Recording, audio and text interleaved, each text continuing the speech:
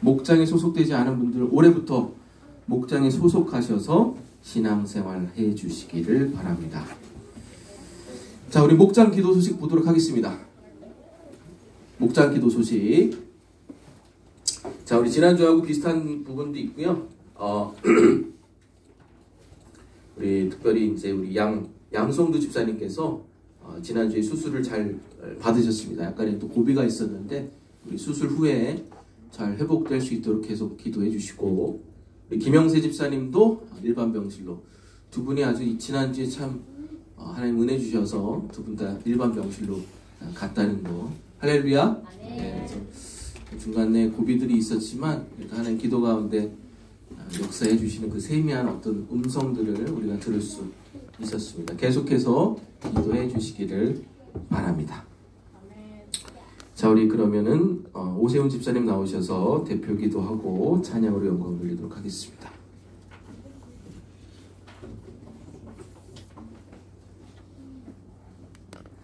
함께 기도하겠습니다. 찬양 받으시기에 합당한 주님, 주를 찬양합니다. 세상의 혼탁함 속에서도 우리의 등대 되시고 길잡이가 되어주신 주님, 우리에게 든든한 목자 되어주심을 진심으로 감사드립니다. 또한 우리의 생사를 주관하시는 주님, 우리를 이 시간 건강하게 예배를 드리게 하시고 천국에서의 영원한 삶을 허락하여 주심에 감사드립니다. 주님, 우리의 연약함을 고백합니다. 세상에 물들어 알고도 모른 척 지나간 우리의 모습과 죄를 회개합니다. 주님, 우리의 죄를 용서하여 주시옵소서. 구별된 삶을 살기 위해 항상 기도하고 노력하는 주의 자녀 되게 하옵소서. 주님, 이 시간 특별히 아픈 환우들을 위해 기도합니다. 김영세 집사님, 양성두 집사님의 수술이 잘 진행됨에 감사를 드립니다. 수술 후 회복이 잘 될 수 있도록 주님 끝까지 지켜주시옵고, 에덴교회 교인분들과 가족 중에 아픈 환우분들이 잘 치유되어서 감사의 제목이 넘치는 교회가 되게 하옵소서. 주님, 이 나라를 위해 기도합니다.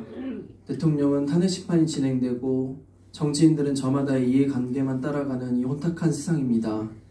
게다가 어려운 경제 상황으로 인해 많은 국민들이 힘들고 피해를 보고 있습니다. 또한 항공기 사고로 인해 나라가 슬픔에 빠지고 많은 국민들이 애통함을 느끼고 있습니다. 우리나라를 사랑하시는 주님, 주께 간절히 기도하오니 이 나라가 정상적인 길로 돌아오게 하옵소서. 또한 믿는 자들이 분열을 조장하는 것이 아닌 어느 자리에서든 중심을 지키며 앞으로 나아가게 하옵소서. 우리 에덴교회 아이들을 축복합니다. 특별히 믿음의 가정 가운데 태어나게 하셨으니 주를 아는 믿음의 자녀로 잘 자라도록 인도하여 주시옵소서.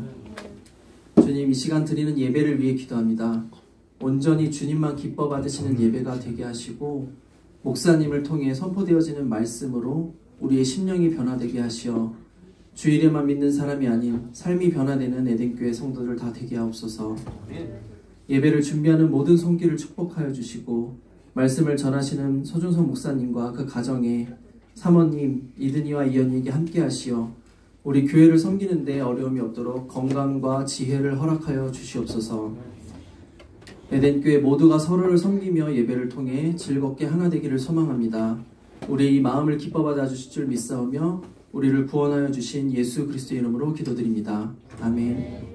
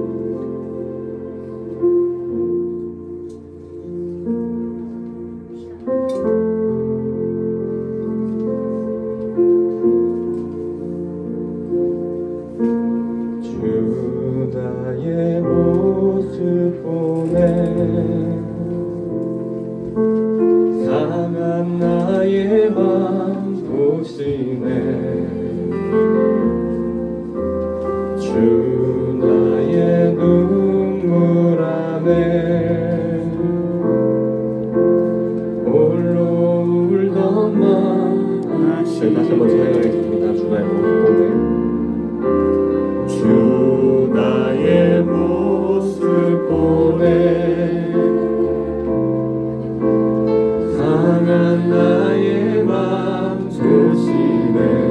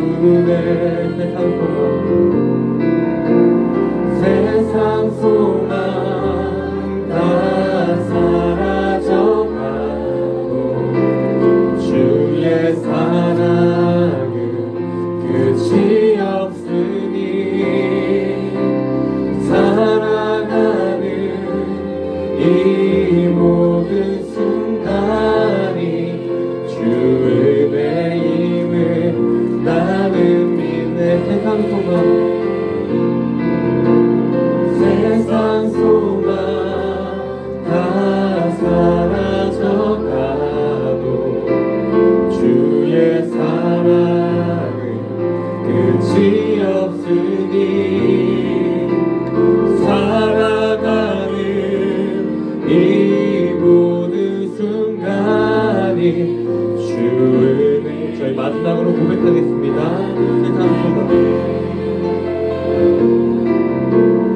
세상 소망 다 사라져가도 주의 사랑은 끝이 없으니 살아가는 이 모든 순간이 주 은혜임을 살아가는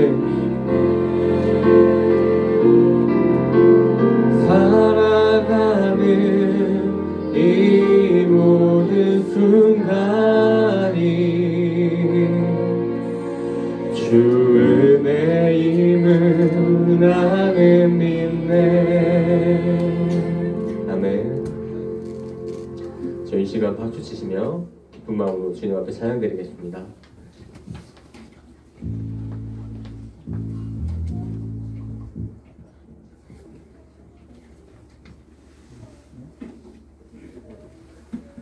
네, 저희 규환이가 이제 찬양팀에 합류하게 되었습니다. 네. 오늘 같이 연습을 하는데 너무 멋있더라고요. 네. 귀한 걸음 주신 규환 형제에게 다시 한번 박수 부탁드립니다. 마이크가 안 돼.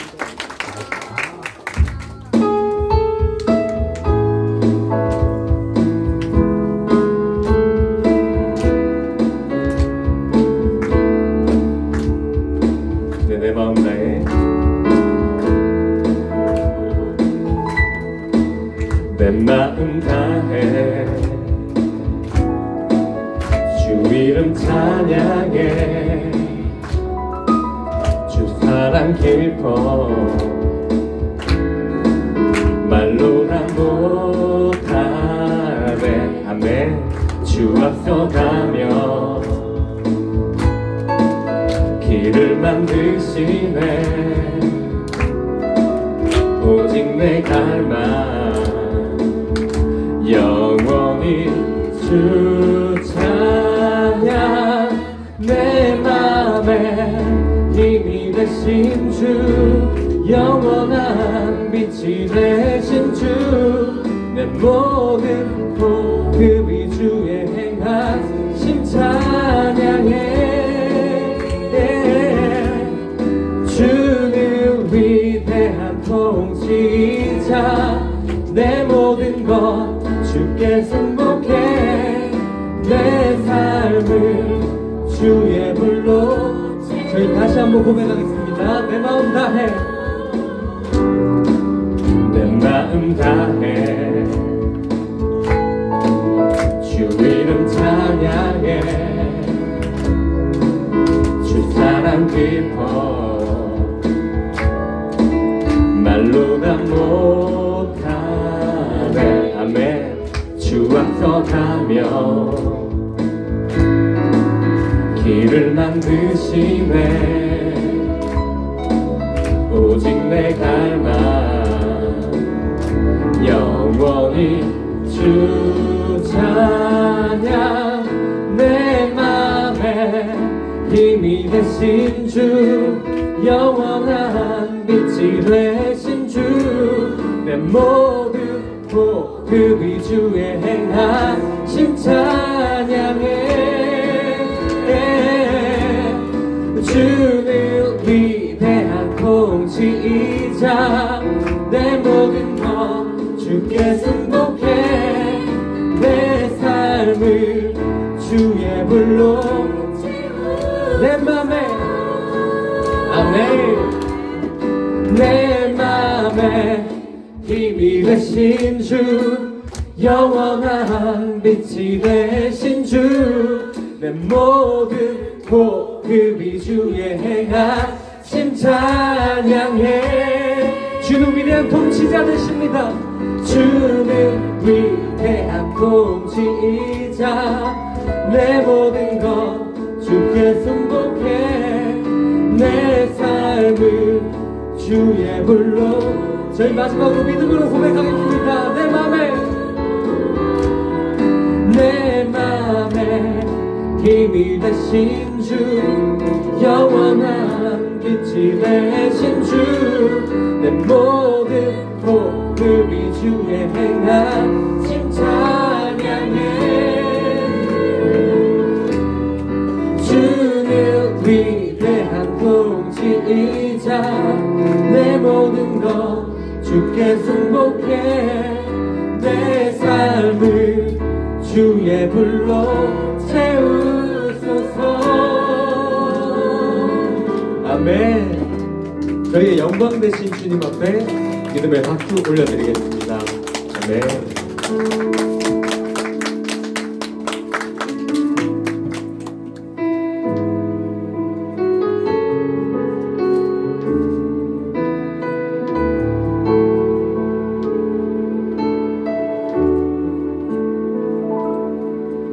하나님의 부르심에는 후회하심이 없네. 내가 이 자리에 선 것도 주의 부르심이라. 하나님의 부르심에는 헐벗을 수가 없네. 나를 부르신 하나님의 신실하심을 믿네. 저희 다시 한번 찬양드리겠습니다. 하나님의 부르심에는, 하나님의 부르심에는 후회하심이 없네. 내가 이 자리에 선 것도 주의 부르심이라. 하나님의 부르심에는 결코 실수가 없네. 나를 부르신 하나님의 신실하심을 믿네. 날 부르신 듯 내 생각보다 크고, 날 향한 계획 나의 지혜로 증명 못하나. 가장 좋은 길로, 가장 완전한 길로 오늘도 날 이끄신 믿네. 작은 나를 부르신 뜻은 나는 알 수 없지만, 오직 감사와 순종으로 주의 길을 가리라. 아멘. 때론 내가 연약해져도 주님 날 도우시니. 주의 놀라운 그 계획을 저희 다시 한번 믿음으로 고백하기 원합니다. 작은 나를 부르신 뜻을 나는 알 수 없지만, 오직 감사와 순종으로 주의 길을 가리. 아멘. 때론 내가 연약해져도 주님 날 도우시니. 주의 놀라운 그 계획을 나는 믿으며 살리. 날 부르신 뜻 내 생각보다 크고, 날 향한 계획 나의 지혜로 증명 못하나. 가장 좋은 길로, 가장 완전한 길로 오늘도 날 부르신 뜻, 날 부르신 뜻 내 생각보다 크고, 날 향한 계획 나의 지혜로 증명 못하나. 가장 좋은 길로, 가장 완전한 길로 오늘도 날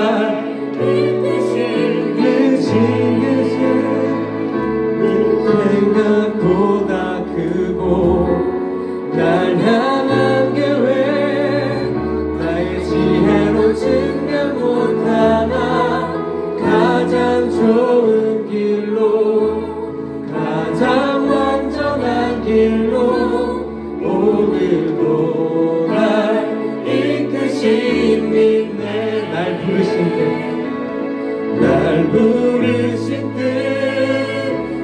생각보다 크고 날 향한 계획 나의 지혜로 증명 못하나 가장 좋은 길로 가장 완전한 길로 오늘도 날 이끄신 인내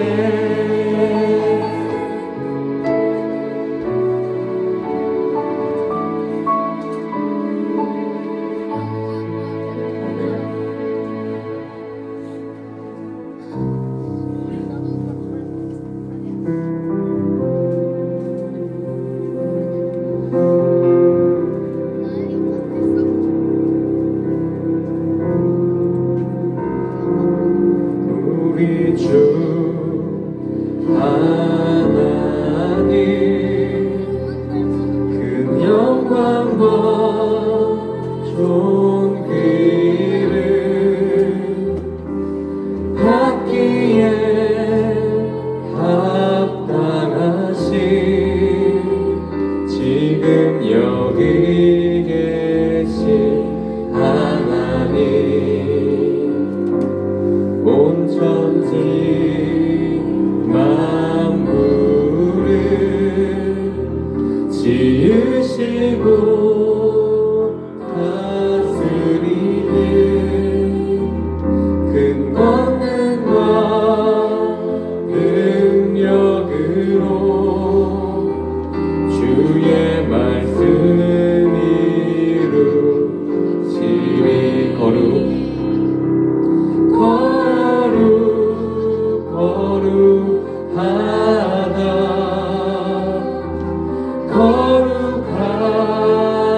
주 하나님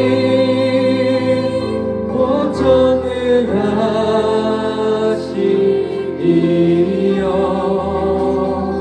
하나님 나라의 안에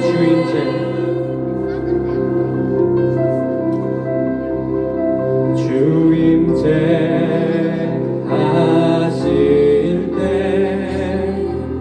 모든 만물 경배하리 어둠 권세 물러가네 오셔서 다스리소서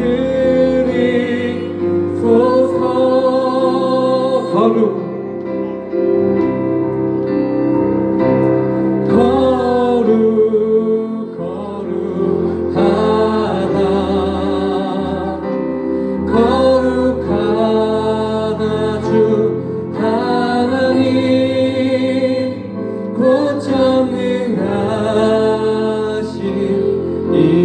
고전능하시니여 하나님 나라의 안에 어제도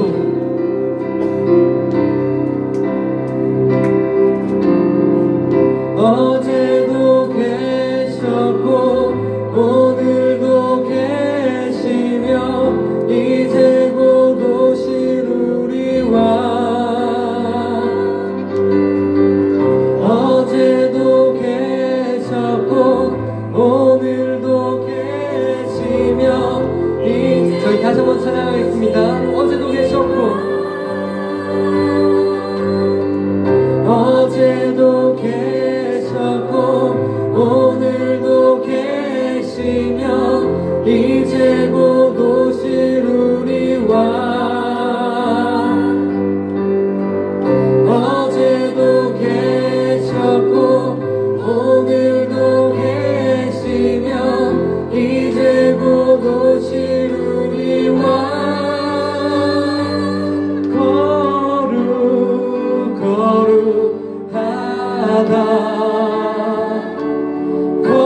거룩하다 주 하나님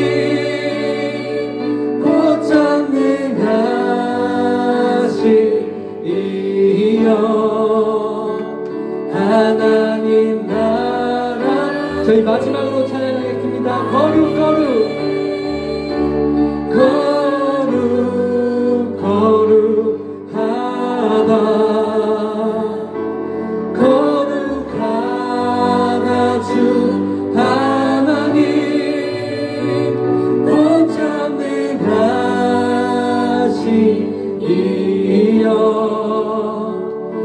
하나님 나라의 아멘. 아멘.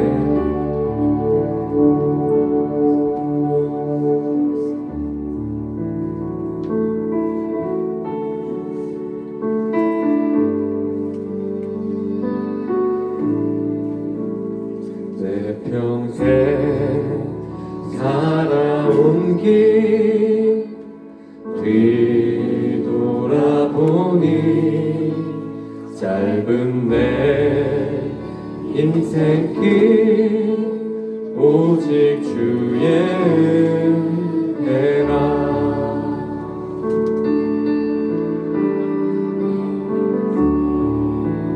살아온 길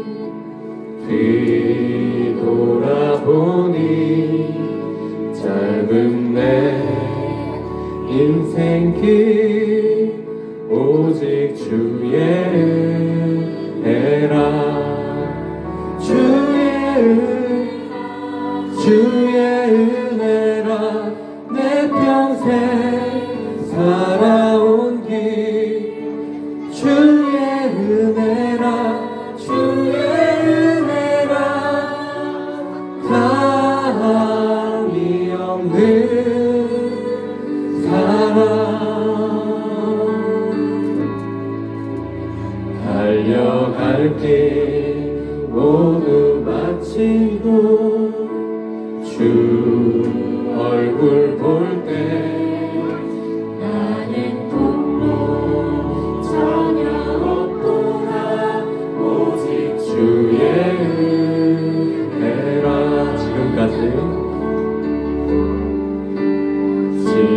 지금까지 지내온 것 주의 크신 은혜라. 한이 없는 주의 사랑 어찌 이루마냐. 차갑게 난 주의 손이 항상 살펴주시고 모든 일은 주 안에서 형통하게 하시네. 주의 은혜라. 주의 은혜라. 주의 은혜라. 내 평생 살아온 길 주의 은혜라. 주의 은혜라. 다함이 없는 사랑. 주의 은혜라. 주의 은혜라. 내 평생 살아온 길 주의 은혜라. 주의 은혜라. 바람이 없는 사랑. 내 평생 살아온 길 뒤돌아보니 짧은 내 인생길 오직 주의 은혜라.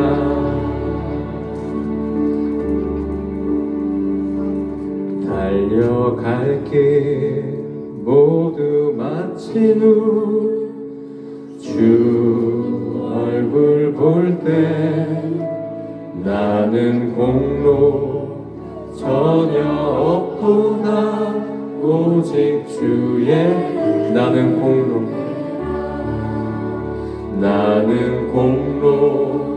전혀 없구나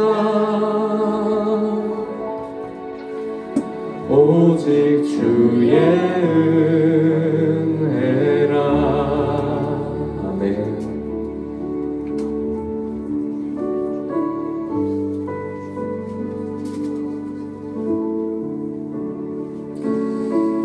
자, 우리 같이 기도하겠습니다. 하나님, 오늘도 우리를 이 자리에 불러주시니 감사합니다. 우리 사랑하는 교인들을 위해 축복하며 기도합니다.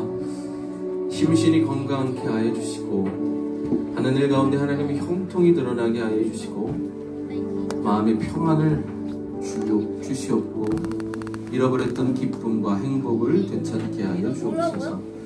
우리의 방식과 뜻과 계획이 아닐지라도 하나님의 뜻에 순복할 줄 아는 우리 교인들 되게 하여 주시옵소서. 감사드리며 예수님의 이름으로 기도드립니다. 아멘. 자, 오늘 우리에게 주시는 말씀은 사무엘하 11장 1절에서 12장 7절까지의 말씀입니다.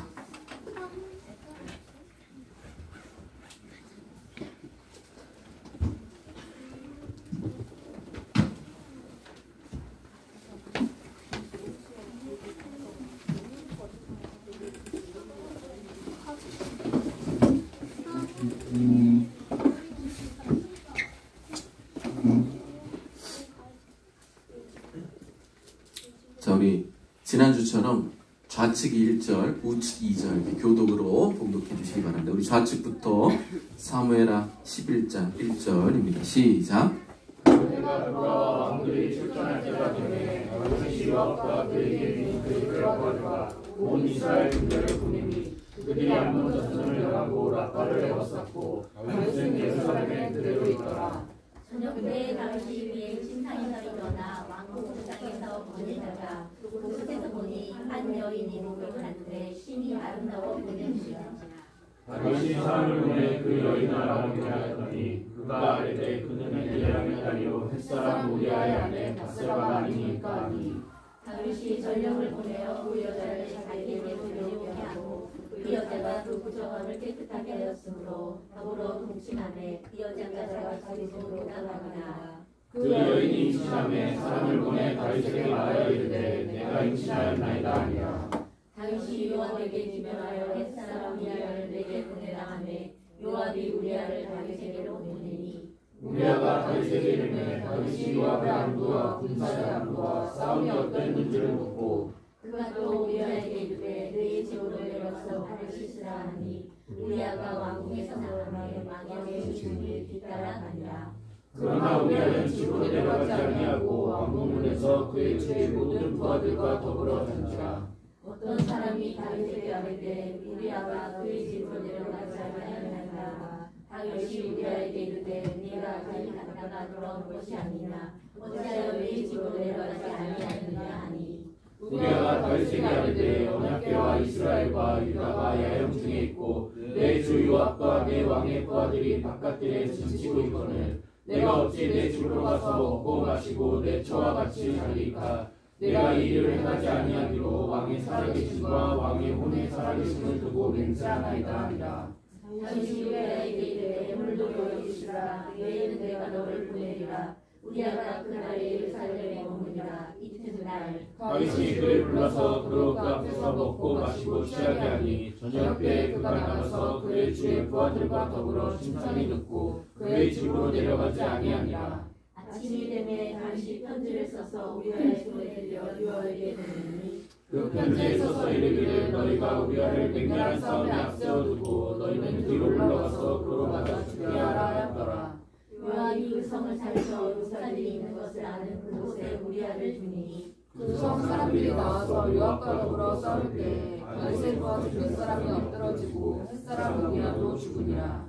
요압이 사람을 보내 그 전쟁의 모든 일을 다윗에게 보고할세. 그 전령에게 명령하여 이르되 전쟁의 모든 일을 내가 왕께 보고하기를 마친 후에 혹시 왕이 모하여 네게 말씀하기를 너희가 어찌하여 성에 그처럼 가까이 가서 싸웠느냐. 그들이 성 위에서 쏠 줄을 알지 못하였느냐. 여룻베스의 아들 아비멜렉을 쳐 죽인 자가 누구냐. 여인 하나가 성에서 맷돌 밑짝을 그 위에 던지매 그가 데베스에서 죽지 아니하느냐. 어찌하여 성에 가까이 갔더니 하시거든 내가 말하기를 왕의 종 햇사람 우리아도 죽었나이다 하라.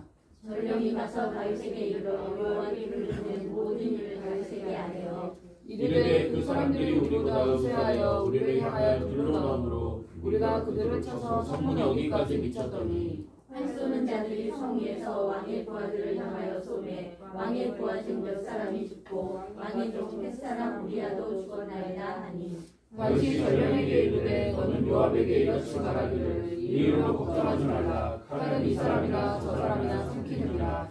그 성을 향하여 더욱 힘써 싸워 함락시키라 하여 너는 그를 준비하게 하라 하니라. 우리의 아내는 그 남편을 위하여 소리를 듣고 그 남편을 위하여 소리를 내어옵니다. 그 장례를 마침에 다윗이 사람을 보내 그를 왕궁으로 데려오니 그가 그의 아내가 되어 그에게 아들을 낳으니라. 다윗이 행한 그 일이 여호와 보시기에 악하였더라. 여호와께서 나단을 다윗에게 보내시니 그가 다윗에게 가서 그에게 이르되 한 성읍에 두 사람이 있는데 한 사람은 부하고 한 사람은 가난하니 그 부한 사람은 양과 소가 심히 많으나 가난한 사람은 아무것도 없고 자기가 사서 기르는 작은 암양 새끼 한 마리일 뿐이라.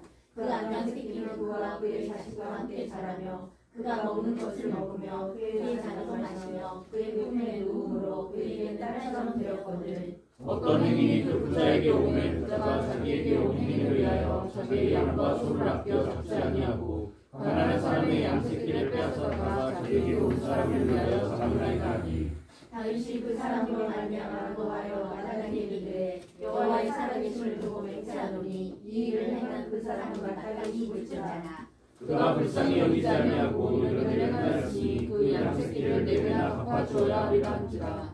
나단이 다윗에게 이르되 당신이 그 사람이라. 이스라엘은 여호와께서 이와 같이 이르시기를 내가 너를 이스라엘 왕으로 기름붓기 위하여 너를 사울에서 구원하고. 아멘. 자, 우리 앞뒤 좌우에 계신 분들과 반갑게 인사 나누시겠습니다. 안녕하세요. 반갑습니다. 안녕하세요. 안녕하세요. 반갑습니다. 안녕하세요. 안녕하세요. 어제 음향을 좀 조정을 해가지고 오전 찬양이 약간 어수선했는데 또 이렇게 주일학교 아이들이 또 비디오 잭도 뿌게 먹어가지고 또 갑자기 10시 50분에 갑자기 비디오가 안 나와가지고 이게 또 기축교의 묘미 아니겠습니까? 자, 오늘은 우리 안에 있는 죄의 씨앗을 없애는 방법이라는 제목으로 말씀 전가하겠습니다. 2010년에 교계를 떠들썩하게 했던 전병욱 목사 성추행 사건이 있었습니다. 이 사건을 통해 많은 교인들이 충격을 받았고 교계를 향한 이 폭풍도 어마어마했습니다. 많은 사람들이 하나같이 이 사건을 보고 이렇게 얘기했습니다. 어떻게 저렇게 설교를 잘하고 목회를 잘하고 엄청난 부흥과 능력을 발휘했던 분이 저런 죄를 지을 수 있을까? 나는 도저히 믿을 수가 없다. 실제로도 이 믿음의 근거에서 피해자를 향한 2차 가해가 계속해서 일어난 것도 사실입니다. 그 가해 피해자를 꽃뱀이라고 했죠. 우리 목사님은 도저히 그런 죄를 지을 수 없다는 겁니다. 그래서 이 일을 통해서 교단적으로도 엄청난 이 수평 이동이 일어난 것도 사실입니다. 이 목사님 말고 다른 비슷한 능력을 가진 다른 교단의 목사님을 찾아간 거죠. 시간이 지나 우리 머릿속에서 이 사건이 잊혀져 갈 무렵에 저희 교단에서도 비슷한 사건이 하나 터졌습니다. 수도권 한 도시에 부임하셨던 목사님이 우리 교단이에요. 통합집 교회에 어마어마한 부흥을 이뤄냈습니다. 제가 알고 있기로는 교세가 한 1,700명이었다가 그 목사님 오신 다음에 한 7,000명? 어마어마한 부흥이죠. 그로 인해서 의리의리한 새 건물도 지었고 또 교세도 늘어났고 청년부들도 많아졌습니다. 근데 이분도 비슷한 성적인 불미스러운 일로 사임하게 됐습니다. 우리 교단에는 소문이 나지 않았습니다. 근데 그 일이 일어날 때마다 이전에 나왔던 반응과 똑같은 반응들이 계속되었습니다. 우리 목사님은 절대로 그럴 분이 아니다. 저는 이 사건을 보면서 참 많은 생각을 했습니다. 어떻게 이런 은총과 능력을 가진 분들이 이런 죄를 지을 수 있을까? 그리고 왜 교인들은 하나같이 그 사실을 믿지 못할까? 아니 믿지 않을까? 자, 오늘 본문 안에서도 비슷한 사건이 등장합니다. 하나님께 은혜 받은 다윗이 우리가 상상할 수 없는 엄청난 죄를 짓게 됩니다. 자, 그럼 오늘 말씀을 통해 왜 이런 사람들이 이런 엄청난 죄를 짓는지 우리는 이 죄에 대해서 어떤 반응을 보여야 되는지를 한번 묻도록 하겠습니다. 자, 오늘 그럼 다윗이 저지른 죄부터 한번 보겠습니다. 자, 다윗이 어디 있었죠? 지붕 위에 있었죠. 그리고 그 위에서 한 여인이 목욕하는 것을 바라봤습니다. 그리고 지난주 말씀처럼 그 여인이 어디 사람이냐를 사람을 보내 알아내게 됩니다. 그래서 햇사람이라는 걸 알아내게 되죠. 막대도 되는 사람이다라는 걸 알아내게 됩니다. 자, 그리고 어떤 일이 일어났을까? 4절 한번 읽겠습니다. 11장 4절 시작. 다윗이 전령을 보내어 그 여자를 자기에게로 데려오게 하고 그 여자가 부정함을 깨끗하게 하였으므로 더불어 중심하며 그 여자가 자기 집으로 돌아간다. 자, 오늘 보면은 밧세바가 저항이 없죠. 왜 그러냐면 이제 다윗이 한 나라의 왕이고 자기 남편의 직속 상관인 요압의 직속 상관이기 때문에 그렇습니다. 그럼 이걸 뭐라 그러냐? 위계 위력에 의한 성폭력이라고 합니다. 여러분, 성폭력도 종류별로 형량이 다릅니다. 폭력이나 협박에 의한 기본적인 성폭행이 징역 3년입니다. 최소. 그리고 이걸 청소년, 미성년 대상으로 했다? 징역 5년부터 나갑니다. 그리고 위계 위력에 의한 성폭행은 징역 7년입니다. 이게 왜 위계 위력에 의한 성폭행이 징역이 더 높냐?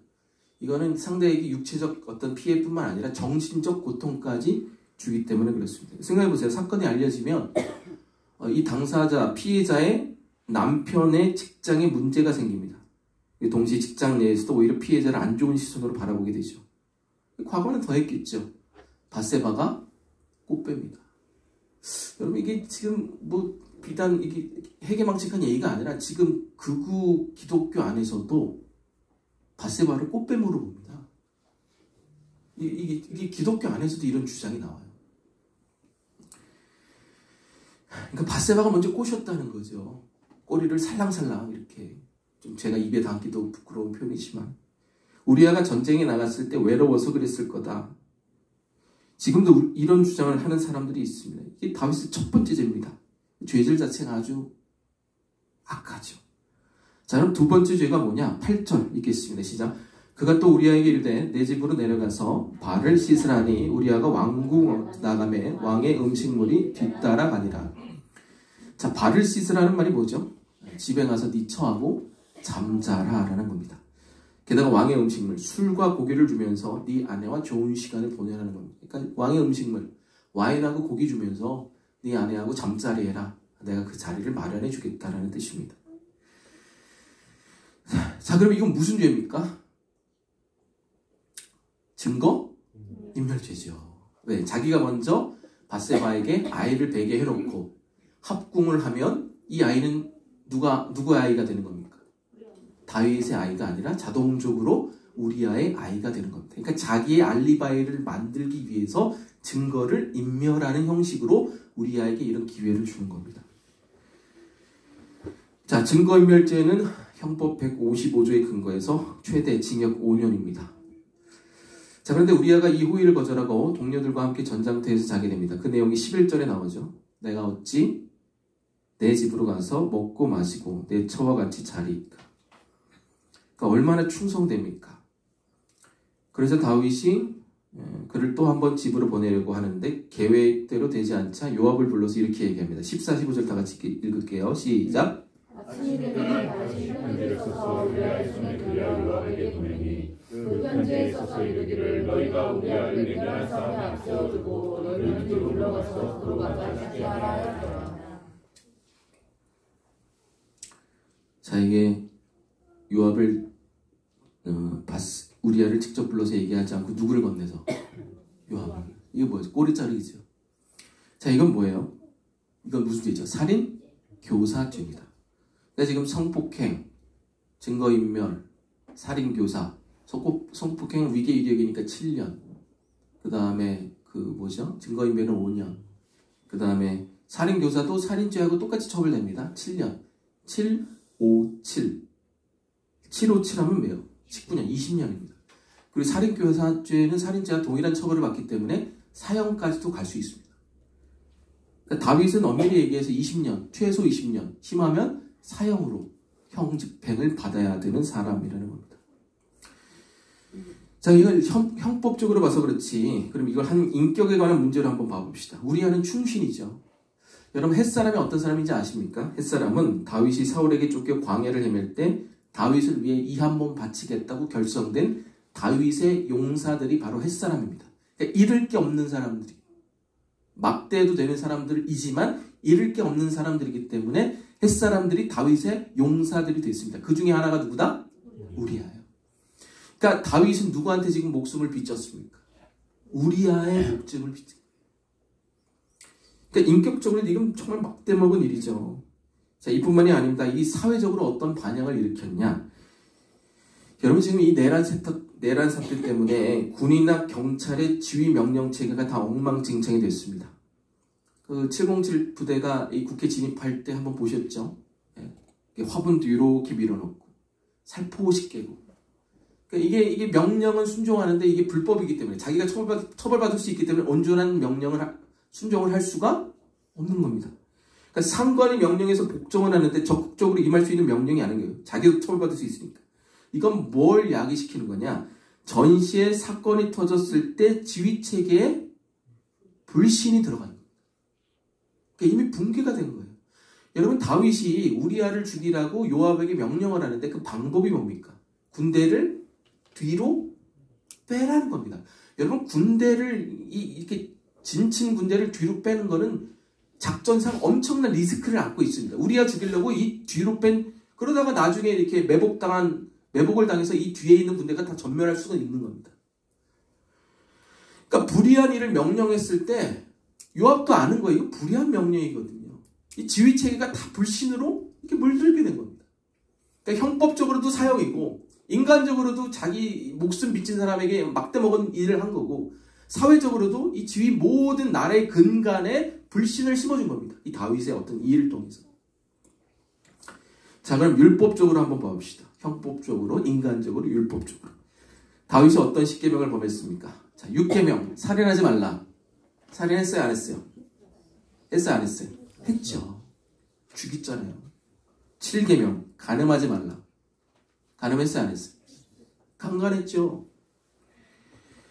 8계명, 도둑질하지 말라. 도둑질했어요, 안 했어요? 도둑질했죠. 우리아가 가진 아내, 우리아가 가진 가정, 집 다 빼앗았어요. 9계명, 내 이웃에 대해서 거짓 증거하지 마라. 했어요, 안 했어요? 했죠. 우리아한테 속였죠. 야, 네 아내하고 가서 살아. 내가 너를 사랑한다. 사랑하기. 자기가 증거인멸하려고 거짓 증거한 거 아니에요. 요압에게도 거짓 증거했죠. 야, 근데 뒤로 빼서 우리아를 죽여라. 마치 작전이 있냐. 작전 아니잖아요. 우리아 죽이려고 했던 계략이지. 거짓 증거를 요압에게 우리아에게 2번 했습니다. 10계명, 내 이웃의 집을 탐하지 마라. 탐했어, 안 탐했어? 지붕 위에 있을 때 벌써 탐했죠. 저 여자랑 자고 싶다.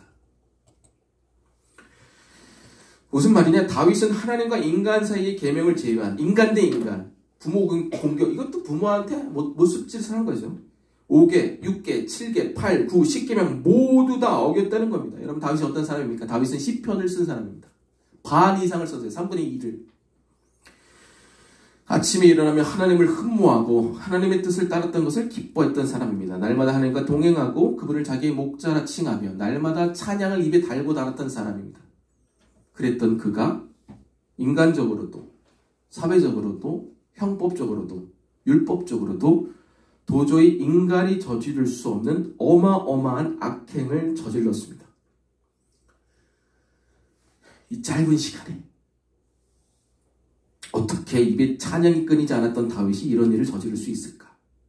도대체 하나님이 이 사건을 통해 우리에게 뭘 말씀하시는 걸까? 죄짓지 마라? 그럼 너도 다윗처럼 망할 수 있다? 이 얘기하는 겁니까? 아니에요. 이건 우리의 어떤 죄된 행동, 범죄, 위반 이런 것을 지적하는 게 목적이 아닙니다. 그걸 지적한다고 우리가 고쳐지는 존재도 아닙니다. 여러분 이거를 좀 다른 식으로 한번 풀어서 얘기해 볼게요.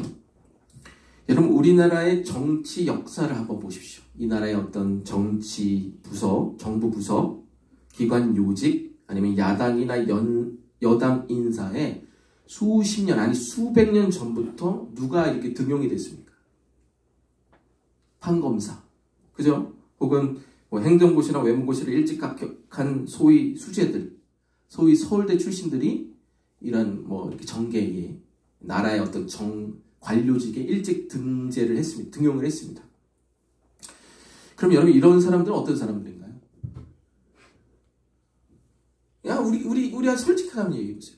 서울대생, 제가 서울대를 안 나왔으니까 당당하게 얘기할 수 있겠죠. 서울대생 어떤 사람?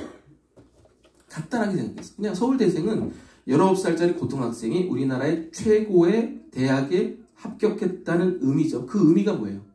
이 19살짜리 학생이 수능 시험을 잘 봤다라는 것 이상의 의미가 없어요. 행정고시, 외무고시, 사법고시 공부 잘하는 애들 뭐 24, 25살에 합격하죠. 여러분 제 친구도 뭐 행정고시 24살에 합격하고 뭐 회계사 23살에 합격하고 막 이래요. 근데 미국 가가지고 이상한 짓 해가지고 걸렸어요. 여러분 그 권도영이도 원래 그 대원외고에 분당에 살던 애예요. 아십니까?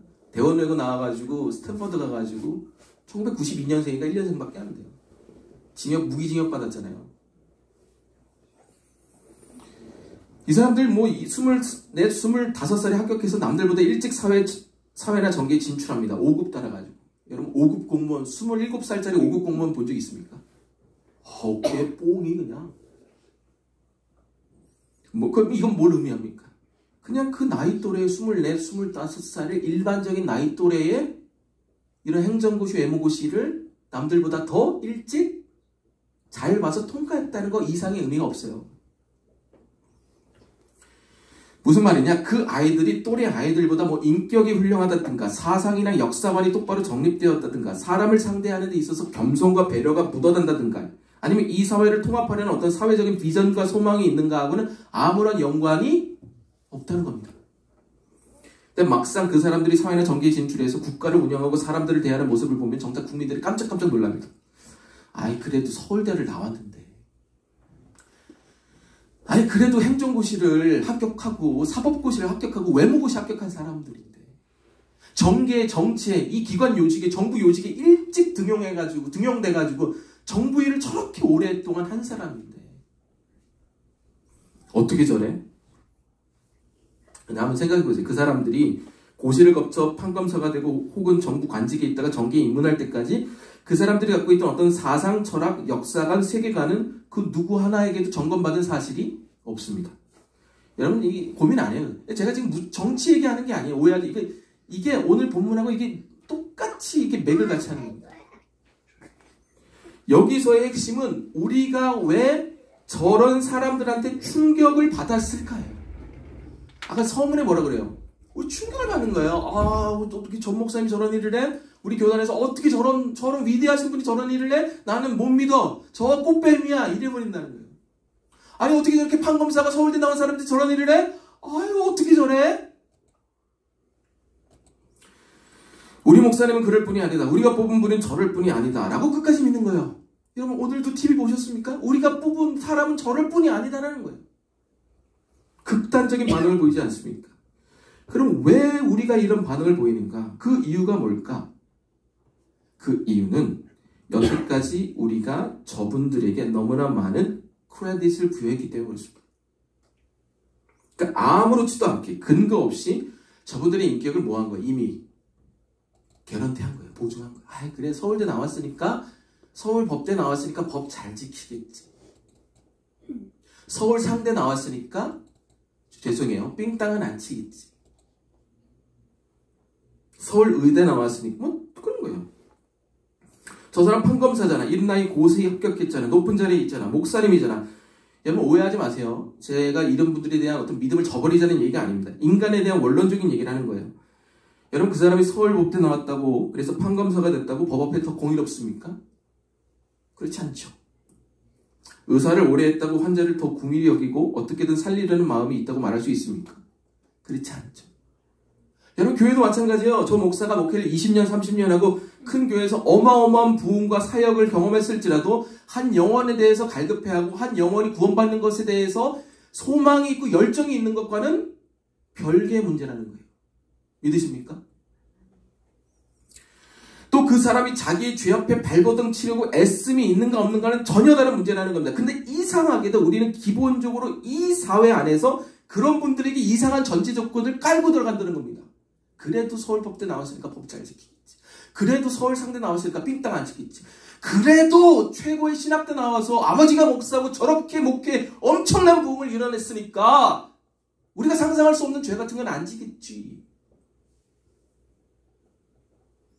우리가 너무나 많은 부분들을 개런티하고 세상을 살아가고 있다는 거예요. 여러분 이게 지금 우리나라만의 생각이 아니에요. 이게 이미 우리가 가스라이팅을 당한 겁니다. 역사적으로. 이게 역사적으로 아주 깊은 가스라이팅입니다. 18세기 계몽주의 때 백인들이 이 사회를 어떻게 가스라이팅을 시켰냐. 이렇게 18세기 계몽주의 많이 배우고 다양하게 경험한 백인들은, 특별히 백인인 내가 흑인이고 황인종 너희들보다 더 우월하고 선하고 도덕적이라는 거예요. 이 계몽주의 사상이 몇백 년, 몇천 년을 이 사상을 지배해왔습니다. 말도 안 되는 논리죠. 이걸 반대하면 혁명 세력, 소위 빨갱이로 얘기하는 거예요. 근데 사실 뭐 이런 생각들은요, 성경이 말하는 대전제, 모든 인간은 다 죄인이고 본인이 해결할 수 없는 심각한 죄 가운데 있다는 원죄 교리의 정면으로 반박합니다. 여러분, 성경은 절대로 보수적인 책이 아닙니다. 성경은 예나 지금이나 상당히 급진적이고 혁명적인 책입니다. 그래서 예수님의 별명이 뭐예요? 레볼루셔니스트, 혁명론자입니다. 2차 세계대전 직후에 우리가 존경하는 프랭클린 루즈벨트 대통령이 미국 대선을 3번 했나요? 4번 했나요? 하여튼 홀로코스트에 대한 보고를 듣고 전쟁이 끝난 한참 이후까지 그 사실에 대해 믿지 않았다는 사실을 알고 계십니까? 우리가 존경하는 루즈벨트가 그의 자서전에서 이렇게 얘기했습니다. 모차르트와 바흐를 배출했던 이 고도로 발달된 문명을 가진 민족이, 게르만 민족이겠죠. 어떻게 이런 끔찍한 학살을 벌일 수 있을까? 난 도저히 믿을 수가 없다. 믿지 않겠다. 이게 루즈벨트의 고백이에요. 루즈벨트는 게르만 민족에 대한 상당한 인종적 자부심을 갖고 있었습니다. 여러분, 이게 죄송해요. 그 무리들은 그 무리들에 대한 기본적인 개런티를 높게 가져가는 거예요. 인정은 안 해요. 근데 세상의 역사를 보십시오. 사실 나쁜 짓은 스스로 특별하다고 생각하는 서양 놈들이 제일 많이 했어요. 미국 땅을 담배 한 갑에 샀습니다. 인디언들 마구마구 죽인 사람들이 청교도 교인들이에요.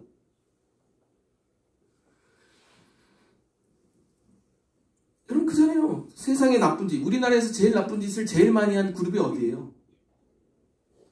제일 좋은 대학 나온 애들이 제일 많이 했잖아요. 목사 장로들이 제일 많이 나쁜 짓 했어요. 여러분, 성경의 핵심이 뭔지 아십니까? 우리가 세상에 그 어떤 사람도 개런티, 보증할 수 없다는 겁니다. 할렐루야. 이게 원죄의 교리입니다. 예를 들어볼까요? 아브라함은 애굽에 갈 때마다 거짓말을 했습니다. 지 살려고 자기 아내를 자기 누이라고 몇 번이나? 2번이나 거짓말을 했습니다. 아브라함은 입만 열면 거짓말하는 사람이에요. 야곱은 어떤가요? 끊임없이 계략을 꾸미고 거짓말로 남을 속이고 거짓말의 달인입니다. 이렇게 교활한 인간이 없습니다. 사실 에서가 더 낫죠. 모세는 어떻습니까? 지 승질 못 이겨서 동족 쳐 죽이고, 지 승질 못 이겨서 반석 깨면서 이거 내가 했다고 거짓말하고, 온 세상이 추앙하는 1대 교황 베드로, 세상 사람들 앞에서 예수님을 저주하고 부인하고. 다윗은 어때요? 징역 20년, 무기징역으로 깜빵에서 썩어야 되는 사람입니다. 그럼 우리는 어떻습니까? 우리가 신앙의 선조라고 부르는 이분들보다 신앙적으로 더 나을 거라 생각하십니까? 그렇지가 않다는 거예요. 우리는 이 사람들보다 더한 죄도 지을 수 있다는 겁니다. 더 끔찍한 죄를 지을 수도 있다는 겁니다. 근데 문제는 우리가 그런 죄를 저지를 수 있는 가능성을 가진 사람이라는 것을 스스로가 인정을 하지 않는 거예요.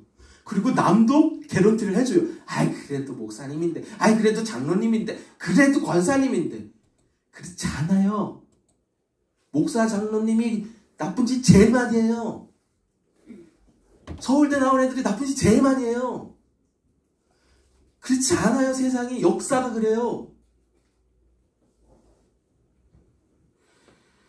여러분, 이게 왜 그러냐? 대부분 왜 이걸 인정하지 않고 인생을 살아가느냐? 대부분 그래도 내가 다른 사람들보다 어느 정도 낫다라는 생각에, 도덕적인 우월감에 사로잡혀 살아가기 때문에 그렇습니다. 여러분, 그거 아니에요.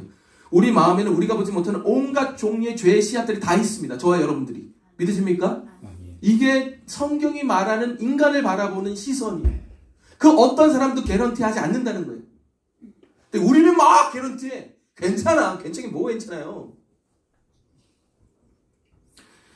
그리고 이 작은 씨앗에 충분한 물과 영향을 주면 얼마 지나지 않아 이내 싹이 트고 줄기가 나고 나무가 자랍니다. 여러분 우리 안에 있는 죄의 씨앗들을 보십시오. 상처받은 자존심, 원망, 시기, 질투, 연민, 분노. 근데 우리가 여기에 영양분을 주면 얼마든지 키울 수가 있어요. 근데 문제는 우리가 이 죄의 씨앗에 그런 어마어마한 능력이 있다는 것을 믿지 않습니다. 이 부천의 서울신대 교수 중에 그 외국 영국에서 학위받고 총망받는 교수 및 목사님이 계셨습니다. 기사에도 났어요. 자기 딸이 자기 자존심 건드렸다고 자기 딸을 죽여버렸어요. 서울신대에서 잘렸어요. 충격받죠. 근데 다 충격받아요. 충격받을 이유가 아니에요. 우리 모두에게는 전부 다 죄의 씨앗이 있습니다. 여러분 오늘 하나님이 얘기하는 제가 얘기가 길고 장황했지만 오늘 하나님이 이 다윗의 죄를 통해서 우리에게 첫 번째로 얘기하는 두 가지는 뭐냐? 첫째, 우리 모두에게는 다 죄의 씨앗이 있다는 겁니다. 믿으십니까? 여러분 다 잠재적인 우리의 씨앗들이 있는 거예요. 그걸 인정하셔야 돼요. 걱정하셔야 돼요. 두려워하셔야 돼요. 그 씨앗들이 뭔지, 내가 어떤 것에 욱하고 어떤 것에 발작하고 어떤 것을 씨앗을 키울 수 있는 사람인지를 여러분 매 눈으로 워치아웃 계속 점검하셔야 됩니다. 그걸 밟아셔야 돼요. 그렇지 않으면 은근슬쩍 우리가 용납하고 있는 성적인 환상, 복수하고 싶은 마음, 뒤에서 욕하는 습관, 아무렇지 않게 거짓말하는 모든 것들이 자라서 줄기를 이루고 나무를 이루고 숲을 이루게 됩니다. 그리고 두 번째는 뭐냐? 내 스스로에게 또 우리가 믿고 존경하는 대상에게 너무나 많은 크레딧을 주지 말라는 거예요. 여러분 우리가 상대하는 사람들은요, 남편도 아내도 목사님도 우리 어떤 직분자도 우리가 사랑할 대상이지 의지할 대상이 아닙니다. 믿으십니까? 요한복음 2장 23절 사람들이 예수의 표적을 보고 그를 믿었으나 예수는 그의 몸을 그들에게 의탁하지 아니하셨으니 이는 친히 예수가 모든 사람의 됨됨이를 아십니다. 수많은 사람들이 예수님을 믿었어요. 칭송했어요. 근데 예수님 뭐라고 해요?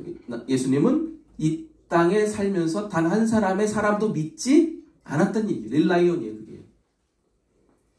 여러분 이 말을 오해하지 마십시오. 우리가 그분들을 의심하고 비하하고 또 인간적으로 믿고 의지하지 말라는 말이 아닙니다. 믿을 수 있죠. 예수님처럼 믿지 말라는 거예요. 성경의 역사는 우리가 선하다고 생각하는 모든 인물들이 다 하나님 나라에 들어갈 자격이 없다는 것을 만방에 알리는 책이기 때문에 그렇습니다. 할렐루야.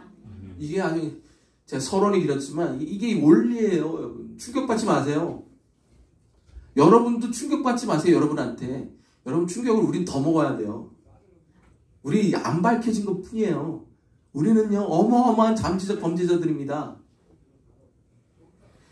자, 두 번째로 그렇다면 죄의 씨앗을 가진 우리가 은혜 안에 있기 위해서 구체적으로 뭘 어떻게 해야 될까? 26, 27절 읽겠습니다. 시작. 우리아의 아내는 그 남편 우리아가 죽었음을 듣고 그의 남편을 위하여 소리내어 오니라. 그 장례를 마침에 다윗이 사람을 보내 그를 왕궁으로 데려오니 그가 그의 아내가 되어 그에게 아들을 낳으리라. 다윗이 행한 그 일이 자, 우리아가 죽었습니다. 장례가 끝나자마자 다윗이 밧세바를 왕궁으로 데려와 첩으로 삼습니다. 마치 미처 슬픔이 사라지기도 전에 말입니다. 그리고 그녀는 공식적인 절차에 의해서 다윗의 아내가 됩니다. 그리고 다윗이 이전에 간음해서 뺀 아들을 낳아주게 됩니다. 그럼 결과적으로 어떻게 되는 거예요? 완전 범죄. 다윗의 죄가 묻히게 되는 거죠. 다윗이 이때 어떤 생각을 했을까요? 아, 다행이다. 이제야 내 모든 계획대로 죄가 완전히 묻히겠구나. 누가 뭐라 그래요? 밧세바하고 자기밖에 몰라요. 요압도 모르죠. 장례 나서 밧세바 이제 첩으로 삼고 이제 10개월 만에 애기 나오니까 얼추 맞으면 아 그래 이렇게 해서 우리 결혼하자마자 허니문 베이비 했다 하면 누가 뭐라 그래요? 여러분 그래서 27절에 보면 하나님의 눈에 지금 그 일이 아주 그냥 콕 집어서 얘기하죠. 이 일이 악하게 보이는 겁니다. 죄 그 자체가 아니라 이 죄가 드러나지 않기 위해서 모든 계략을 써서 은근슬쩍 넘어가려는 이 다윗의 행동이 악하게 보이는 거예요. 그래서 원문에는 하나님이 이 죄를 불편해했다, 분노했다라고 나옵니다. 하나님이 다윗에 대해서 분노하신 거예요. 요것 봐라. 야, 네가 20년 전에 지은 숨은 죄 내가 모를 줄 알아? 네가 5년 전에 너 아내 몰래 너가 바람 핀 거 내가 모를 줄 알아? 내가 10년 전에 너 거짓말 해가지고 너 학위 이렇게 한 거 내가 모를 줄 알아?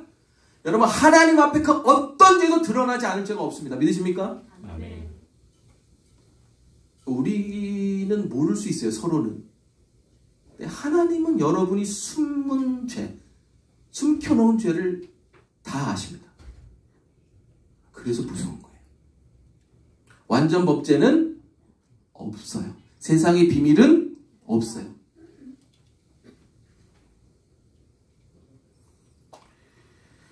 자, 근데 다윗의 악행에 분노한 하나님이 그럼 어떻게 대하시는지 보겠습니다. 12장 1절 한번 읽어볼까요? 12장 1절 시작. 여호와께서 나단을 다윗에게 보내시니 그가 다윗에게 가서 그에게 이르되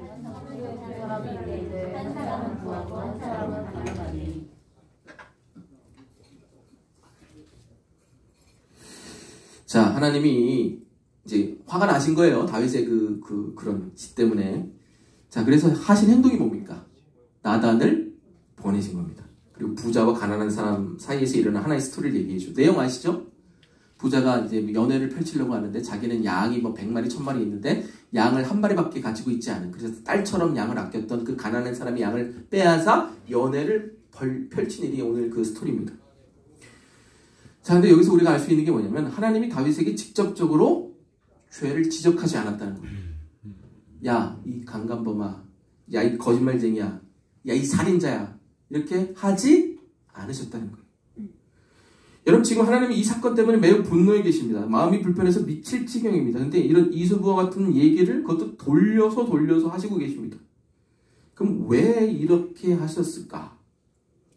5절 한번 읽겠습니다. 5절 시작. 다윗이 그 사람으로 말미암아 노하여 나단에게 이르되 여호와의 살아계심을 두고 맹세하노니 이 일을 행한 그 사람은 마땅히 죽을 자라. 여러분, 오늘 다윗이 쓴 이 클리셰, 여호와의 살아계심을 두고 맹세하노니 라는 표현은 이 당시 판사들이 했던 전형적인 클리셰입니다. 판사들이 어떤 결정을 낼 때, 선포를 할 때 이런 얘기를 하면서 선포하는 거예요. 내가 여호와의 살아계심을 두고 맹세하노니 징역 3년, 이거예요. 그럼 지금 다윗이 여호와의 살아계심을 두고 맹세하노니 이 사람에게 어떤 형을 집행한 거예요? 사형을 집행한 거죠. 판사로서. 이해하십니까? 지금 다윗은 검사 그리고 판사라는 직분으로 이 사건을 바라보고 있다는 거예요. 왜? 이 당시에는 3권이 분립이 되지 않았기 때문이었습니다. 다윗은 행정부죠. 근데 동시에 법을 만드는 국회, 입법부의 역할도 하고 법을 집행하는 사법부의 역할도 동시에 하는 거예요. 행정부, 입법부, 사법부 동시에 하는 거예요, 다윗이. 그러니까 그가 판사니까 이 사건에 대한 판례를 율법에 근거해서 하는 겁니다. 법대로. 근데 그 법조문의 근거가 6절에 나오죠. 본인도 그 법을 알아요. 형법. 6절. 그가 불쌍히 여기지 않고 이런 일을 행했으니 그 양새끼를 몇 배? 4배나 갚아주어야 하리라. 이게 신명기 법이죠. 그럼 판례에 의해서 근거한 법은 뭐예요? 몇 배만 갚으면 돼. 양을 빼앗았어. 그럼 몇 배만 갚으면 그 죄가 사해지는 거예요. 양 4마리만 갚으면 돼요. 근데 판결은 뭐라고 했어요? 사형이라 했다고요. 이게 정당한 판결입니까? 부정한 판결입니까? 부정한 판결이죠. 이건 엄격한 것을 넘어서 극도로 과도한 형집행입니다. 지는 뭐 불러가지고 성폭행하고 사람 죽이고. 2년 전 오석준 대법관 청문회 보셨습니까? 이분 지금 대법관 하시죠? 이분이 판사일 때 800원을 횡령했다는 이유로 버스 기사를 해고한 사건이 있습니다. 커피 자판기에서 커피 한 잔 먹으려고 500원짜리 하나, 100원짜리 3개를 가져간 60대 버스 기사.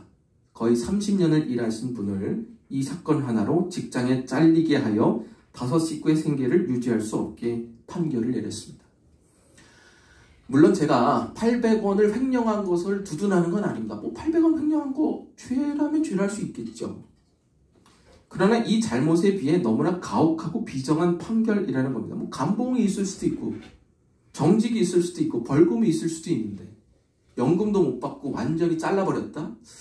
이게 우리나라에서 일어난 2년 전에 거의 한 5년 전의 판결입니다. 근데 똑같은 분, 이 이석준 대법관이 똑같은 판결, 똑같이 판결한 분이 85만 원 상당의 접대를 받은 검사를 면직시키는 것은 부당하다고 판결했습니다. 똑같은 분. 그러니까 60대 그 800원 훔친 사람은 직장 잘리게 하고 85만 원 술 밤새도록 먹은 검사는 면직이 부당하다 해서 풀어주고. 근데 지금 우리나라의 대법관을 하고 계시는 거예요. 사회적 약자에 대해서는 그 어떠한 이야기도 충분히 듣지 않고 가혹하게 판결하는 데 반해 법을 다루는 동료의 판검사들에게는 이렇게 자비하고 온유하게 대하고 있습니다. 85만 원? 그 정도는 괜찮지 않을까? 그래서 검사들이 100만 원 이상 먹으면 걸리잖아요. 그러니까 원래 3명이서 536만 원 먹었으니까 그 비용으로 다 빼고 그 안 걸리게. 검사들은 수학도 잘해야 돼요. 3으로 나눠서 96만 7천 원으로 다 영수증 끊어졌잖아요. 그래서 대법원에서 무효 나왔잖아요. 기억하십니까? 모르시, 여러분 그 정치 별로 관심 없으시나요? 여러분 이게 공정한 겁니까? 1981년에 성경 해석 기술이라는 책을 썼던 버클리 히브리 문학 교수 로버트 알터가 이런 얘기를 했습니다. 엄청난 죄책감을 가진 사람들은 삶의 다른 모든 면에서 가장 비정상적이고 가혹한 정의와 공의의 기준을 상대방에게 들이댄다. 다시, 엄청난 죄책감을 가진 죄를 진 사람들은 삶의 다른 모든 면에서 가장 비정상적이고 가혹하고 엄격한 정의의 기준을 상대에게 들이댄다. 이게 무슨 말이에요? 죄 많이 지은 사람, 그래서 죄책감이 심한 사람들은 상대방에게 비정상적으로 뭐하다? 가혹하다는 거예요. 여러분 TV 드라마 한번 보십시오. 옛날에 드라마 같은 데 보면은 자기는 도박에 술에 여자에 몇 천만 원 몇 억을 탁 탕진한 남편들이 정작 집에 와서는 자기 아내가 그냥 장 5만 원 더 받다고 그냥 후드로 패고 막 이런 그런 드라마 보신 적 있습니까? 난 그런 게 왜 이렇게 기억에 남는지 모르겠어요. 5만 원 더 썼다고 그냥 야구 방망이 들고 와서 막 패요. 지인은 막 몇 억을 여자한테 탕진해놓고 그것도 다 자기 헤매기려고 아내가 그렇게 하는 건데. 여러분 교회도 마찬가지입니다. 유독 상대에게 과도하고 엄격한 정의의 기준을 들이대는 사람을 자세히 보면 정작 자기 안에 숨겨진 은밀한 죄 때문에 엄청난 죄책감에 사로잡혀 사는 사람들이 많습니다. 자기의 숨겨진 죄가 드러날까봐, 자기의 민낯이 드러날까봐, 그 민낯이 드러날까봐에 대한 불안의 역방향으로 엄청난 공의로움이 발생이 되는 겁니다. 그게 오늘 다윗이 한 행동이에요. 여러분 오늘 이 이야기에 나온 이 가해자가 이 판결에 대해서 이 양을 몇 마리만 갚으면 돼요. 4마리만 갚으면 끝이에요. 그냥 풀려나는 거예요. 근데 뭐라고 판결합니까? 살인, 사형. 쥐나 사형을 병하지. 쥐는 사형을 안 해. 완전 범죄. 놈은 4마리만 갚으면 되는 거야. 야, 죽여버려. 이게 무슨 대법관하고 더한 놈이죠.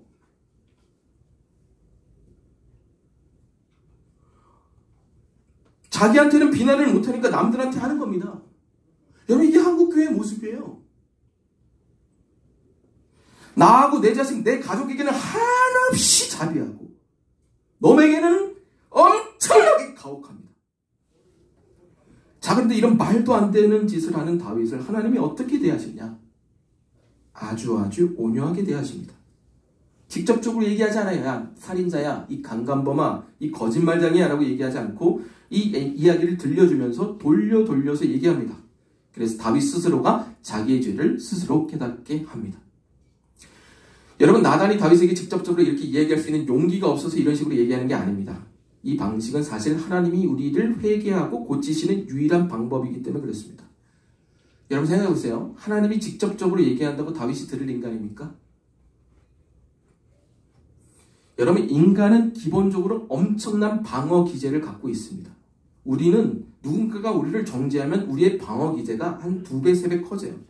어떤 회장이 회사에서 엄청난 횡령을 했습니다. 한 10년 전인가 그 화장품 회사였던 것 같은데 이 회장이 70억인가를 횡령을 했어요. 근데 기자가 물었어요. YTN 기자가. 아니 어떻게 이 직원들은 급여를 1년 동안 못 받아가지고 생계가 무너지는데 회장님은 어떻게 이런 70억을 횡령을 하셨습니까? 그러니까 그 횡령 사장이 얘기하는 게 뭐냐? 울면서 내가 이 회사를 위해 얼마나 못 먹고 못 입은지 아십니까? 내가 이 회사를 위해 얼마나 헌신적인지 당신이 아십니까? 아니 그래서 70억을 훔쳤냐는 얘기예요. 이게 안 돼요. 불륜 저지른 사람 보세요. 내가 사실 아내 때문에 남편 때문에 얼마나 외로웠는지 아냐? 내가 그동안 사실 내 아내와 남편에게 얼마나 헌신적이었는데 이렇게 얘기합니다. 죄를 직접적으로 얘기하면 이 세상에 그 어떤 인간도 그 죄를 인정할 사람이 없어요. 그게 인간의 방어기제이기 때문에 그렇습니다. 저는 그거를 우리 아이들을 보면 압니다. 직접적으로 얘기하면 그 다음 스텝으로 나아가지 못합니다. 변화가 안 됩니다. 근데 솔직히 얘기하면 야 너 이거 잘못했어. 이거 고쳐가 제일 편해요. 데이터베이스에서. 근데 교회에서 그렇게 하면 교회는 폭발합니다. 사람들 10초도 못 견딥니다. 나는 편하지 진실만을 얘기했으니까. 여러분 진실을 얘기하는 게 중요한 게 아닙니다. 진실보다 그 진실을 말하려는 진짜 목적, 그 목적이 부합한 방법이 진실보다 더 중요합니다. 그 목적이 뭐가 되겠어요? 사람을 살리는 거, 사람을 회개하는 거, 돌아오게 하는 거, 변하는 거, 끝까지 품어주는 거. 그래서 방식을 온유한 방식으로 돌려서 얘기하는 겁니다. 물론 돌려서 얘기하는 건 못 알아듣죠. 계속 돌려서 때로는 직접적으로 얘기해도 선한 목적을 가지고 그 사람에게 돌려서 얘기해야지 그 사람이 죄로부터 해방할 수가 있는 겁니다. 그게 하나님이 우리에게 허락하신 유일한 방법이에요. 딱 하나님이 천지신명에 딱 나와가지고 막 구름 나타나는 거, 야 너 죄 짓지 마! 이렇게 하나님이 우리의 죄를 막지 않으신다는 거예요. 하나님은 우리가 죄를 짓지 않게 하기 위해서 쓰는 유일한 방법이 뭐냐? 사람 보내요. 직접적으로 얘기 안 해요. 돌려 얘기해요. 알아들을 때까지. 왜? 직접적으로 얘기하면 우리는 흥분하고 극도로 반향하기 때문에 그렇습니다. 근데 우리는 이렇게 생각하는 사람이 있어요. 난 진실만을 말했어. 진실만을 얘기했는데 왜 사람이 그렇게 반응합니까? 또 아예 대면하지 않는 사람들도 있죠. 사랑하는 여러분, 여러분 옆에 이런 사람이 있어야 됩니다. 근데 문제는 우리 주변에 이런 사람이 없는 게 문제예요. 그러니 죄의 씨앗들이 계속 자라서 열매는 안 맺히고 내 안에 있는 죄책감 때문에 남에게 가혹히 대하는 그 기준을 들이대며 그 어떠한 열매도 맺지 못한 채 관계는 무너진 채 신앙생활을 하고 있는 겁니다. 여러분 기본적으로 사람이 열매를 맺으려면 내 안에 죄책감으로부터 해방이 되어야 됩니다. 그리고 기본적으로 사람이 관계를 통해서 열매를 맺으려면 나에게 가혹하고 너에게 관대해야 됩니다. 그래야지 그 사람을 지지해주고 응원해주고 축복해주고 도와줘서 그 사람과 합력해서 열매를 맺어가는 겁니다. 근데 기본적으로 나는 죄책감에 사로잡혀 있고 너에게는 가혹하고 나에게는 관대하면 하나님은 그 사람을 통해서 어떠한 열매도 맺어갈 수가 없는 겁니다. 여러분 하나님이 다윗을 통해서 맺은 후반기의 열매는 아무것도 없습니다. 다 피바람이 부는 겁니다. 그래서 여러분이 누군가에게 이런 나단 같은 사람이 되어주지 않으면 여러분 옆에 있는 모든 사람들이 다 죄를 짓고 살아가는 겁니다. 또 반대로 여러분 옆에 이런 나단 같은 사람이 한 사람도 없으면 여러분 다윗처럼 아무렇지 않게 편하게 죄를 짓고 사는 겁니다. 왜? 우리 스스로 죄를 자각하고 회개하기가 너무 어렵기 때문에 그렇습니다. 방어기제가 너무 있기 때문에. 자, 그러면 우리의 방어기제를 무장해제시키고 우리를 절대로 떠나지 않고 우리를 위해 기도하고 우리가 성장하고 회개하기를 소망하며 온유하게 다가오는 사람들이 여러분 옆에 있어야 되는 거 아니겠습니까? 그럼 그 나단 같은 사람이 여러분 곁에 누가 있습니까? 그 사람이 먹자 먹냐고 모범들이고 여러분이 섬기는 목회자 아니겠습니까? 볼 거 다 보고 안 떠나잖아요. 안 그래요? 볼 거 다 보고 그래도 도와주려고 하고 섬기려고 하고 고치려고 하는 거 아니겠습니까? 여러분 세상 나가보십시오. 나단 같은 사람 없습니다. 진실만을 얘기하고 팩폭하죠. 아니면 대면을 하지 않든가. 근데 여러분이 신앙생활하기 위해서 필요한 사람은 하나님이 보내신 나단 같은 사람이 여러분 곁에 있어야 돼요. 그리고 여러분이 가족에게 그 누군가에게 나단 같은 사람이 되어줘야 그 공동체가 죄를 안 짓고 살아나는 겁니다. 그래야 공동체가 열매를 맺는 겁니다. 그게 안 되니까 이 대한민국 모든 교인들이 너에게는 가고 나에게는 관대하는 엉망진창의 신앙을 그 우월감에 사로잡힌 신앙을 여지까지 갖고 살아가는 겁니다. 우리 목사님은 그럴 뿐이 아니다. 환상 깨세요. 여러분, 오카노 목사님이 설교 어떻게 하신지 아십니까? 나는 지금도 이 자리에서 얼마든지 죄 지을 수 있는 인간입니다 라고 설교하고 돌아가셨어요. 사랑하는 여러분, 우리가 누군가에게 나단이 되어줘야 됩니다. 그래야 가족이 살고 내가 살고 교회가 사는 겁니다. 자, 이것만 얘기하고 마치겠습니다. 자, 그럼 마지막으로 하나님이 나단을 통해 다윗에게 확인시켜 주려고 했던 것이 무엇인지 한번 보겠습니다. 13절 다 같이 읽겠습니다. 시작. 다윗이 나단에게 이르되, 12장 시작. 다윗이 나단에게 이르되 내가 여호와께 죄를 범하였노라 하며 나단이 다윗에게 말하되 여호와께서 당신의 죄를 사하셨나니 당신이 죽지 아니하려니와.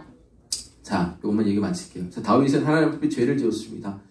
우리아와 바세바에게 씻을 수 없는 상처를 안겨줬죠. 그리고 전쟁 가운데 있는 요압을, 백성들을 위협에 빠뜨렸습니다. 자, 그런데 다윗에게 하나님이 오셔서 이렇게 말씀하십니다. 내가 내 죄를 사했다. 너는 죽지 아니할 것이다. 하나님이 우리가 죄를 회개할 때 하나님이 우리에게 용서의 확신을 주십니다. 다윗은 원래 피의자의 자리에 앉아 있어야 되는데 판사의 자리에 앉아 있습니다. 3000년 후에 판사의 자리에 앉아 있어야 할 예수 그리스도가 빌라도 법정에서 피의자의 자리에 앉게 되십니다. 자리가 바뀌게 된 겁니다. 예수님이 여러분의 죄를 십자가에서 사하셨기 때문에 우리가 언제든지 그분 앞에 죄를 구하면 우리의 죄가 말갛게 씻겨질 줄로 믿습니다. 그 용서의 확신이 있을 때만 우리가 죄와 과오와 이 죄책에서 자유로울 수 있으며, 우리가 자유로울 때 너에게 관대하고 나에게 엄격하고, 우리가 이 용서의 확신이 있을 때 나도 언제든지 죄 지을 수 있는 인간이라 겸손히 하나님 앞에 서나갈 수 있는 겁니다. 그래야 우리가 열매를 맺을 수 있게 되는 겁니다. 사랑하는 여러분, 죄는 무서운 겁니다. 우리 모두에게는 죄의 씨앗들이 도사리고 있습니다. 우리가 언제든지 물을 주면 언제든지 그 죄가 나무처럼 크게 자랄 수 있습니다. 그래서 여러분 옆에 나단 같은 사람들이 필요합니다. 나단 같은 사람들을 두셔야 됩니다.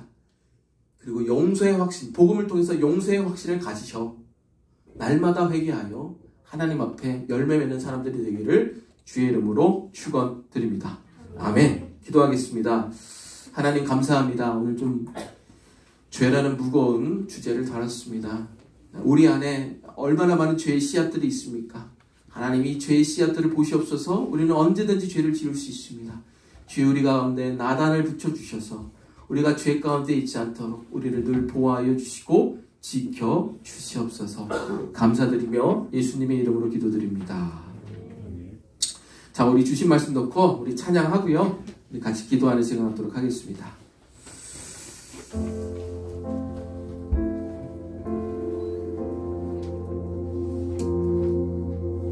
자, 우리 하나님 앞에 고백하지 못했던 우리 죄들 한번 고백해봅시다. 왜 내가 남에게 가혹했는지도 한번 되돌아봅시다. 모든 상황 속에서 주를 찬양할지라, 주를 찬양할지라. 주는 너의 큰 상급,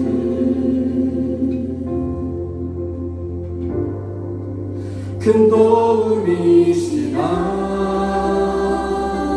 주의 얼굴 구할 때, 주의 얼굴 구할 때, 주의 영을 구사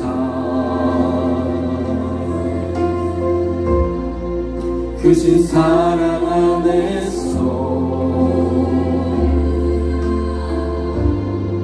주를 보게 하소서. 내 영혼이 확정되고 확정되어 싸우니 믿음의 눈으로 주를 바라봅니다. 내 영혼이 확정되고 확정되어 싸우니 믿음의 눈으로 주를 바라봅니다.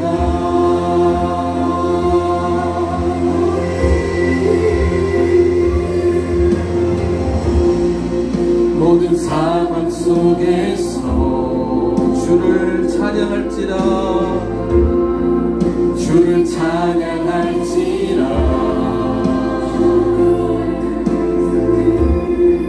주는 너의 큰 상급, 큰 도움이시라.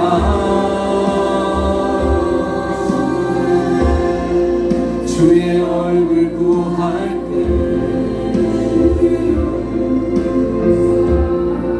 주의 영을 구사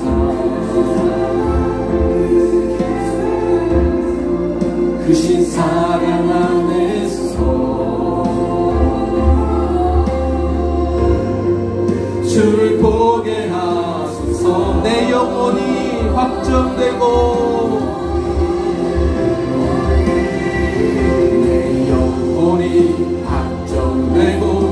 확정되어 싸우니 믿음의 눈으로 주를 바라봅니다. 내 영혼이 확정되어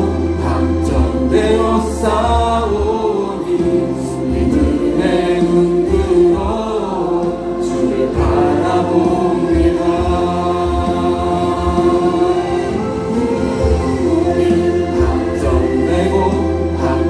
내어 싸우니 믿음의 눈으로 주를 바라봅니다. 내 영혼이 확정되어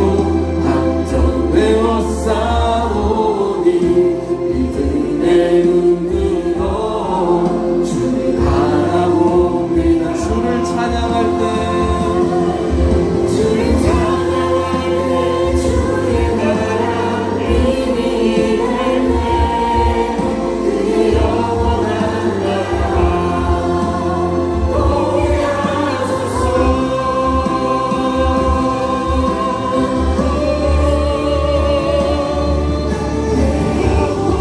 말씀 놓고 이렇게 기도하겠습니다. 하나님, 나에게 감춰진 죄가 있습니까? 다윗처럼 완전 범죄를 꿈꾸며 하나님 모르게 숨겨놓은 죄가 있습니까? 하나님, 오늘 이 시간 다 꺼내놓고 회개하기 원합니다. 하나님, 나도 죄 짓고 넘어질 수 있는 존재입니다. 하나님, 자복하는 시간 되게 하여 주시옵소서. 나에게 나단을 보내주셔서 내 죄를 깨닫게 하여 주시옵소서. 우리 주여 한번 부르고 오늘 주신 말씀 놓고 기도하기 원합니다. 주여, 하나님, 나에게 나단을 보내주시옵소서. 내가 내 스스로 깨닫지 못할 죄를 자각하게 하여 주시옵소서.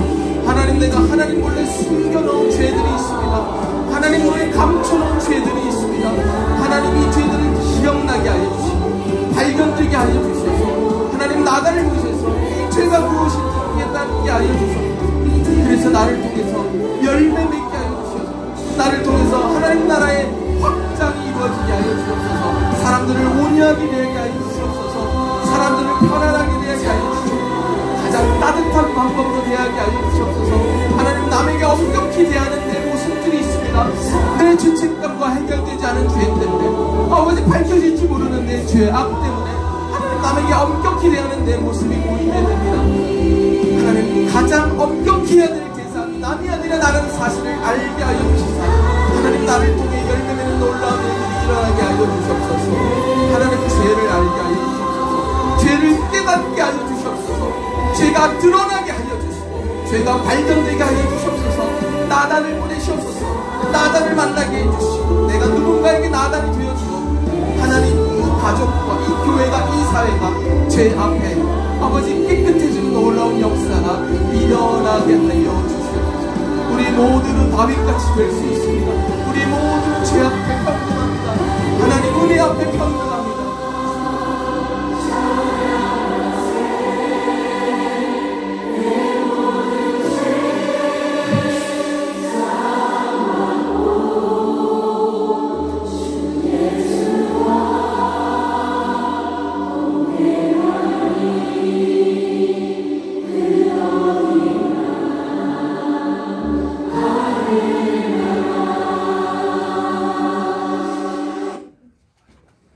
하나님, 우리 안에 있는 여러 가지 은밀한 죄들이 있습니다.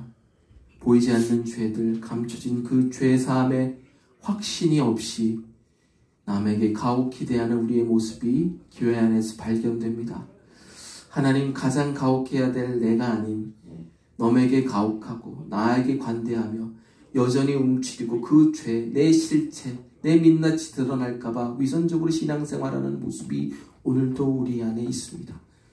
주여, 이 다윗의 모습을 보시옵소서. 우리가 존경하는 다윗도 이런데 우리는 오죽하겠습니까?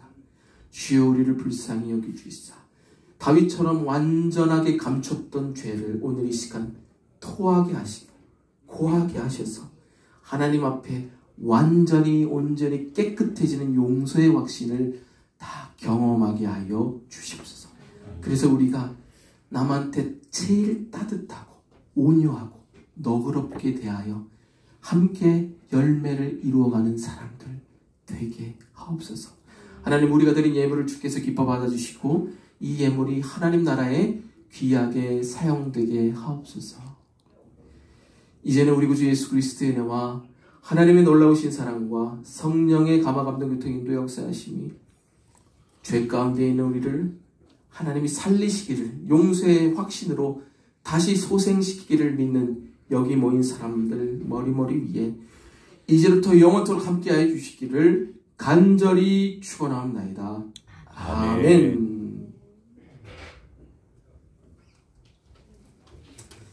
예배 마쳤습니다. 오늘 후주가 없었네요. 우리 오늘도 맛있게 우리 식사하시기 바랍니다. 오늘은 우리 항동 목장이 식사 준비하는 날입니다.